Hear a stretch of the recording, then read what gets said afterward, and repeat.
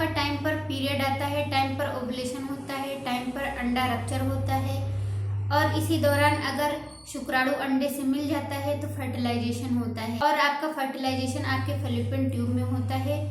1 महीने में अंडा आपके एक ओवरी से निकलता है यानी राइट साइड से, दूसरे महीने में आपके दूसरी ओवरी से निकलता है यानी कि लेफ्ट साइड से। हो सकता है इस महीने आपके राइट ओवरी से अंडा निकला हो तो नेक्स्ट महीने आपके लेफ्ट ओवरी से अंडा निकलेगा।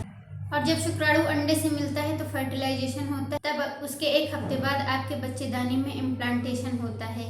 अब बच्चेदानी में कहाँ पर इम्प्लांटेशन होता है ये डिपेंड करता है कि आपके बच्चेदानी में किसी तरह की गांठ तो नहीं है या किसी तरह का पॉलिप तो नहीं है। अगर आपके बच्चेदानी में किसी तरह की गांठ नहीं है, किसी तरह के पॉलिप नहीं है तो हो सकता है कि आपके यूट्रस में राइट साइड में आपका इम्प्लांटेशन हो।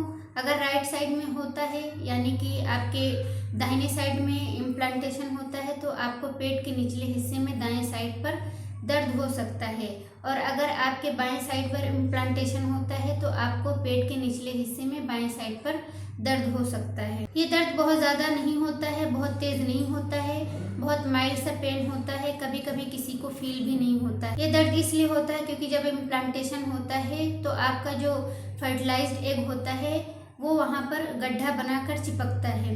जैसे वो गड्ढा बनाता है वहाँ की ब्लड कैपिलरीज टूटती हैं, वहाँ का ब्लड फ्लो बढ़ता है, इस वजह से आपको दर्द और खिंचाव जैसा फील होता है।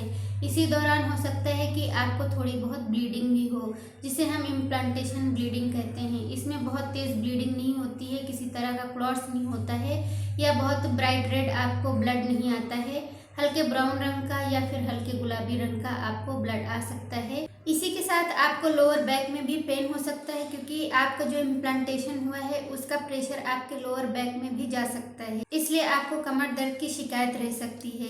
ये इंडिकेट करता है कि आपका सफल इम्प्लांटेशन हो गया है।